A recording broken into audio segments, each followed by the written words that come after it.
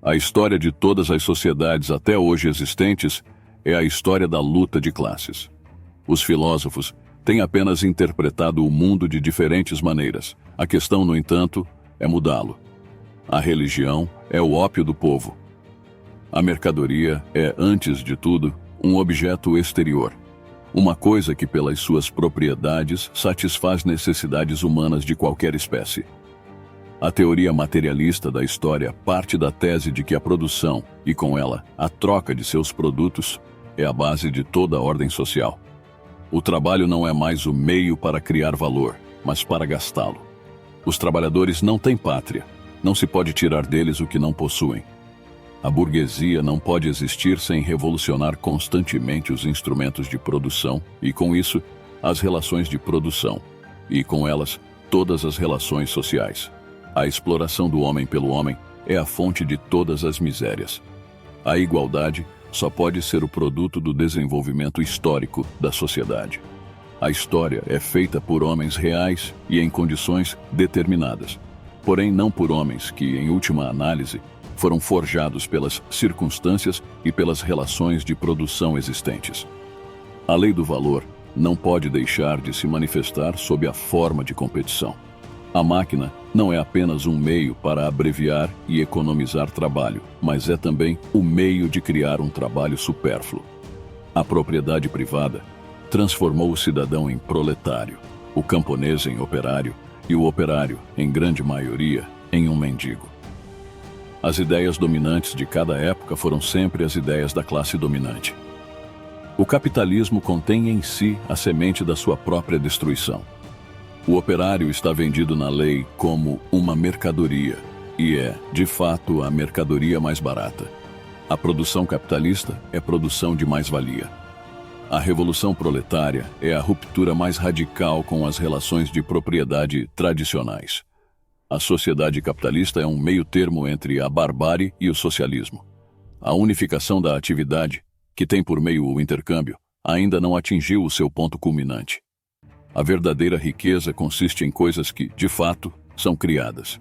Cada passo do desenvolvimento da indústria cria um mercado para o próprio produto.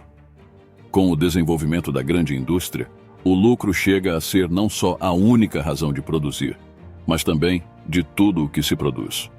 Da mesma forma que o capital tem um movimento eterno de acumular-se, o proletariado tem o de sua autoextinção. Na verdade, a riqueza em si não cria o desenvolvimento, mas o desenvolvimento cria a riqueza. Não é a consciência dos homens que determina o seu ser, mas, ao contrário, o seu ser social que determina a sua consciência. Não é a humanidade que se move e age sobre a natureza.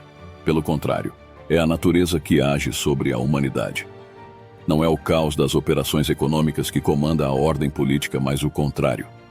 O comunismo é a abolição positiva da propriedade privada, da autoalienação humana e, portanto, a apropriação real da natureza humana através e para o homem. O dinheiro é o ciúme onipotente do homem. O homem faz a religião não faz o homem. O operário não tem poder político porque não tem propriedade.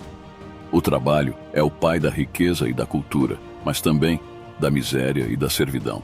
Os economistas partem do pressuposto de que os indivíduos produzem por razões egoístas. Os proletários nada têm de seu para garantir e consolidar, mas suas correntes. O socialismo é a solução natural e necessária para o conflito de classe que envenena a sociedade capitalista.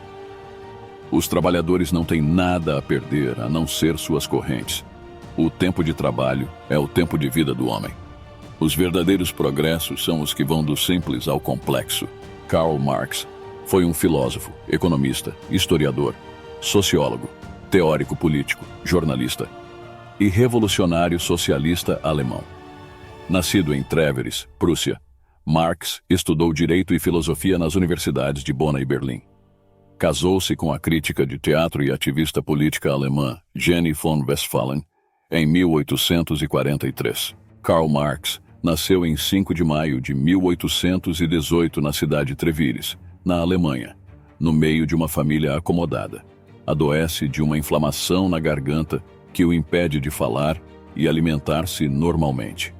em consequência de uma bronquite e problemas respiratórios, faleceu em Londres, no dia 14 de março de 1883.